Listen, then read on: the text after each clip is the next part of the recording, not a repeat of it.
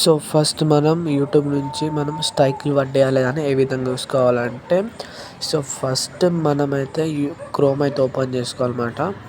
So మన ఇప్పుడు నార్మల్‌లో అయితే మన క్రోమ్ అయితే మనం చెక్ చేసుకోవాలి. ఎందుకంటే మనకి స్ట్రైక్స్ పడ్డాయా లేదా అని చెప్పేసి చెక్ చేసుకోవచ్చన్నమాట. మనమైతే క్రోమ్ అయితే ఓపెన్ చేసుకొని యూట్యూబ్ స్టూడియో అయితే ఓపెన్ చేసుకున్నాము. పర్సనల్‌గా ఇప్పుడైతే నాది ఇది ఛానల్ మాత్రం 892 సబ్స్క్రైబ్ అయితే వస్తున్నారు మనకి టోటల్‌గా ఇప్పుడు.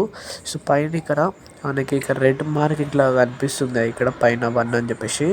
సో మనం దీని మీద ట్యాప్ చేసినాం అనుకోండి, మనకి ఇక్కడ చూపిస్తుంది 1 అయితే మన యాక్టివ్లో అవుతుంది అన్నమాట స్ట్రైక్ అనేది. సో మనం దీని మీద సింపుల్ క్లిక్ చేసినాం అనుకోండి, మనకి డీటెయిల్స్ మనకి దేనికి స్ట్రైక్ ఉండేది, సో ఎట్లా అని చెప్పేసి ఇది చూపిస్తుంది అన్నమాట. మనకంటే ఇప్పుడు షాప్కి వెళ్తే మనకి బిల్స్ మనకి ఎట్లా చూపిస్తుందో ఇక్కడ స్ట్రైక్స్ దేనికి పడ్డది అని చెప్పేసి మొత్తం క్లియర్గా చూపిస్తుంది. దీనికి మనం మన కంప్లైంట్ కూడా రేజ్ చేసుకోవచ్చు. ఇదైతే పార్ట్ 2లో మనం ఏ విధంగా రికవర్ చేసుకోవాలని చెప్పేసి మనం తర్వాత చెప్తాం.